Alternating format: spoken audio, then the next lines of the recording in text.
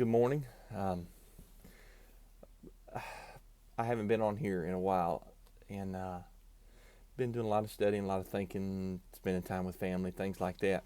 But I saw that there was a chance for me to comment on something that I think most people, um, most people that believe similar to I do, may take a different approach. So I just want to give another angle, and it'll probably stir up the pot, but that's okay.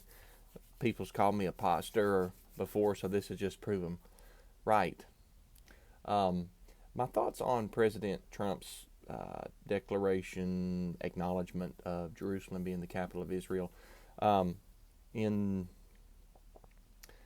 in modern day sense, it sounded like Benjamin Netanyahu was cool with it.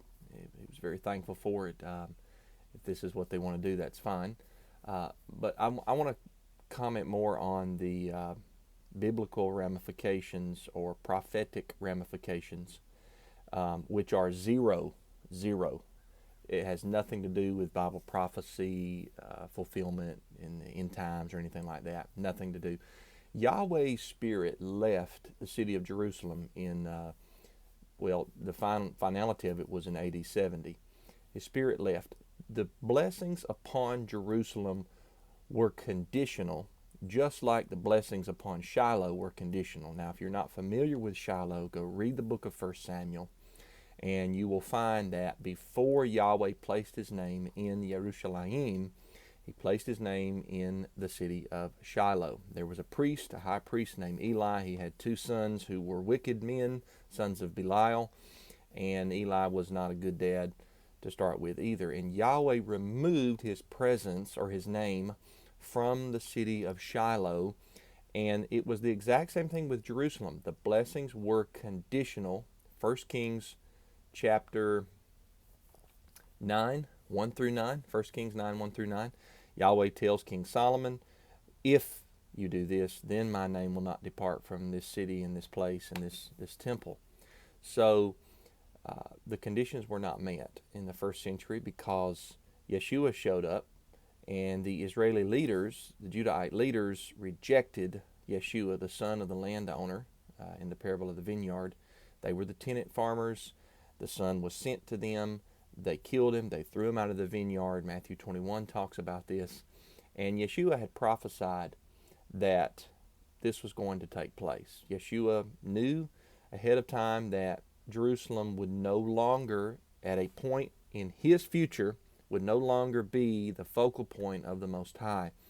And he talks about this when he sat with the Samaritan woman in John chapter 4, right around verse 24, and he says, there's coming an hour when you won't worship the Father on this mountain, talking about Mount Gerizim, or in Jerusalem, you won't worship the Father. The true worshipers worship the Father in spirit and in truth. And what that means is not in a particular location. You don't have to be in Jerusalem. You don't have to be in Mount Gerizim. Wherever you're at, you worship in spirit and in truth. And when he does say that salvation is of or from Judah, he's talking about himself. He is the salvation that is from Judah. So Yeshua walked out of the temple after he scathed the scribes and Pharisees in Matthew chapter 23. He walked out of the temple after he said, O Jerusalem, Jerusalem, thou that stonest the prophets that are sent to her, how often that I wanted to gather your children as a hen gathers her chicks under her wings, but you were not willing. Jerusalem, Jerusalem's a reference to the Israeli leaders, and the children are a reference to the people there. And he says, behold, your house is left desolate, for you will not see me henceforth until you say, blessed is he, talking about himself, the Son of Yahweh, that comes in the name of Yahweh. So Jerusalem has zero, this declaration by President Trump has zero ramifications about end times Bible prophecy. Yahweh is not dealing with Old Jerusalem anymore. We are focused now upon heavenly, the New Jerusalem, that John saw in the book of Revelation. And the author of Hebrews talks about this in Hebrews 12. I want to say verses 18 through 29, something like that. But it's at the end of Hebrews 12 where he says, "You have not come to a touchable mountain. You've not come to a mountain that could be touched, but you have come to Mount Zion, the heavenly Jerusalem, the city of the living Elohim." So, I don't know. That's something to think about. I taught a whole sermon titled "Yeshua is Greater Than Jerusalem." I think people have their eyes on a city and a land that Yahweh's Spirit has left. And, once again, modern day implications, if they want to declare Jerusalem being the capital of Israel, that's fine.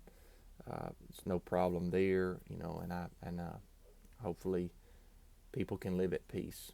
I'm I'm a man of shalom, but it doesn't have anything to do with end times Bible prophecy. So maybe that'll stir the pot a little bit up right there. So, hope you have a good day. Yahweh bless you. Live like Yeshua. Shalom.